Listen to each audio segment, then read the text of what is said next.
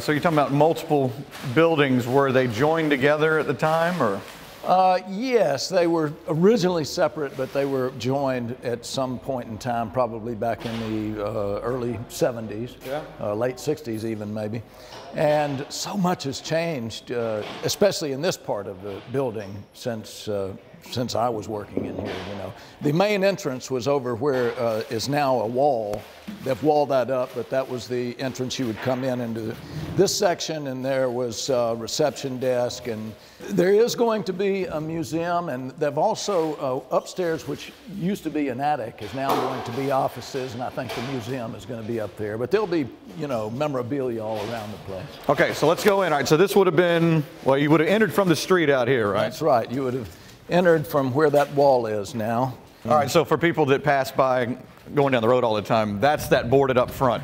That's right. And the door somewhere in there. That's right. About, you know, right here where that wall is. Okay, so do you know what this is going to be, the new part? This is going to be Studio B. Studio B? So this will be a room where, you know, you have the option to come in and do overdubs and that kind of thing. Wait, just anyone? Yeah, well, Mercer's going to use it, but it'll also be open to the public for rental, and just like it used to be back in the day for Capricorn. You know, we had all kind of artists back in the day. You had Charlie Daniels, who was not on Capricorn Records, but he did records here, and there were other artists that would do that. All right, so now was this room, this was not a studio then? This was reception, you said? Correct, just reception, desk, telephone, that kind of thing. So they would have walked in, and people would have been coming in with the jitters going, oh no, I'm about to record in here. So tell me, from here, which way would you go in? Now, well, let's go in this way. This was the way we used to always go in back in the day. What are these little windows over here? These are all new rehearsal rooms that they've Are these the pod things I've heard about? Yes. Yeah. Yeah, you can see they're all very well isolated, double glass, very heavily insulation and heavily isolated. So, you know, a guitarist student or a violinist student or cello or whatever can be in there practicing and working on parts. And there's several of them. I'm not sure. I think there's like 4 or 5 of them. But those were not here? No, those were not here. Back over here in this general area originally was a barber shop. And when Capricorn was running back in the day, they made it a rehearsal room, and we always referred to it as the barber shop. And that's where I auditioned for Dr. John. That is unbelievable. Yeah, man. And we got the gig. And a haircut? And a haircut. Oh, man, that is too cool. So that would have been right over there. Yep. Oh, man, the stories you could tell. I'm sure they're amazing. If these walls could talk, my friend. Well, they might before it's all said and done. All right, so we're going through this way. We're going through. All right, so where are we here now? I'm trying to figure out what's original and what's been added. Okay, well, this has been changed. I mean, of course, the stairway has been there, but the attic, which used to be just storage, will, as I said earlier, be offices now. If you go around this way, then you're going to come to where those pods are that we referred to, the rehearsal rooms. And this is the studio entrance, and you still got the original bubble on here. Which looks pretty cool. Very spaceship looking. Oh, yeah, man, this was hip, wasn't it? It still is. It's all the original. Nothing's been changed. So here we are. Studio time. It's got the smell. I mean, it smells like, you know, you're just standing back in the day. How much of this has changed? Practically nothing. It looks so, I mean, it is exactly the same as it was. When you look at these walls, you know, they have insulation and burlap over the top to help deaden the sound so that you're getting a direct sound when you're recording. There used to be a piano here, and I'm sure there will be, you know, once we get to that point. Is this where you played? Yes. We had a Steinway Model D piano that I helped pick out. It was actually a piano that was used in Carnegie Hall. And when we did Greg Allman's live record and recorded at Carnegie, we loved the piano so much we asked if we could buy it, and they sold it to us. So, oh my goodness! Yeah. But over here is a vocal booth, we called it, and it will be used for that again, I'm sure. But it's a small isolation booth, and you could use it not only for vocals, but if you wanted to put a guitar amp in there or something that would be isolated from the main part of the studio. What was recorded in this room? Man, well, let's see. Greg Allman's first solo record called Laid Back that I was called in to play on.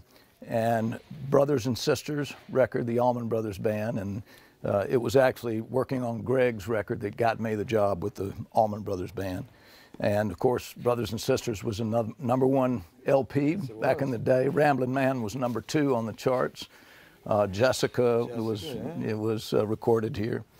And we can hear you all over that one. All that was in this room? Oh, yes, sir. Yes, sir. Well, there was, gosh, you know, back in the day when the company was up and running, and we would have these celebrations that you probably remember hearing about at Lakeside, which was the Capricorn Picnic and Summer Games, they called it. Yeah. And you had everybody from Governor then, Carter, to Andy Warhol, to Bill Graham, to just Martin Mull recorded here, and I played on a couple of tracks on his record. So there were all kind of folks floating in and out. All right, so now the booth right here. Yeah. There would have been, so somebody would have been there with a microphone, and you guys are out here playing, and are they singing at the same time or doing their thing at the same time, or is that added later? It depends. You know, every song, every recording is a bit different. But let's say, okay, we're going to have a singer and an acoustic guitar player in there, right? So Greg may be playing acoustic and singing guitar, and that keeps everything he's doing isolated for just that. And then the drums out here are not going to interfere, you know, with the sound that is being recorded in that room. Oh, that's cool stuff. Can we see the controller? Yeah, let's go. Woo-wee. Wow. All of this is original, huh? This is all original. Of course, it's a work in progress. Everything was really well thought out acoustically. All of these angles and the wood, the angles in the walls are there for a reason, you know, to make as perfect a sounding room as you can for listening. This is where you listen to everything, right? You have the monitors here. This is a brand new API board. The original API board is very similar to this, but of course is long gone. And so API, the company, made this board especially for this room and for this purpose. So it's exciting. And of course, everything's modernized. Now you have digital recording. We'll be using the Pro Tools system here. So did they make it to try to look like the old one? Or does it look Pretty anything much, similar? Yeah, Does it look you similar? know, all the switches and controls, the faders look exactly like the original API board. That's what I was going to ask you, though. When you said for sound, I thought, oh, I thought all that was going on out here. But you have to have good sound in here. So the producer's ear is just as important as the sound out there, right? Well, absolutely. You want to make sure that you're listening in as perfect an environment as possible so that what's coming out of those speakers is what we would call true. All right, so now back in the day, before you ever would play on didn't you do some producing here, right? I mean, so you worked here. Well, kind of session musician? A little bit, yeah, session. Played a lot of sessions with different artists here, and spent a lot of hours sitting in here listening to tracks and you know, making suggestions. Maybe we should have the drums down a little bit in this section. Listen, that bass really sounds good. Let's pump that a little bit. So, you know, we would have these discussions as we were listening. Now, what's different is that in the old days, you didn't have automated faders. You know, these are all automated now, so you have a button you can move. And they'll all slide. And go. Now, in the old days, so you would be over here taking care of the drum mix. I'd be over here with 3 or 4 tracks of piano, and we'd be waiting for oh, here comes a piano solo. Lift it up a little bit, and then down, and you would do this over and over. Wait a minute, you're mixing that on the fly? On the fly. And, you know, sometimes it would take several mixes, several times through to get it right. And people would be jumping from here to here. Don't forget the percussion. But would they get frustrated on the floor like, Chuck, come on? You're like, I'm sorry, you got to do it again. I didn't like that. Well, you know, when it came to the actual mixing, what would be frustrating is, dadgummit, I had it just 2 decibels too loud, you know. Got to do it again. Everybody get back in position. There might be 3 or 4 hands, or 3 or 4 people, 6 hands, 4 to 6 hands, or 8 hands, even fingers just everywhere covering this. Could you go back and fix it later if you wanted, or it had to be done then?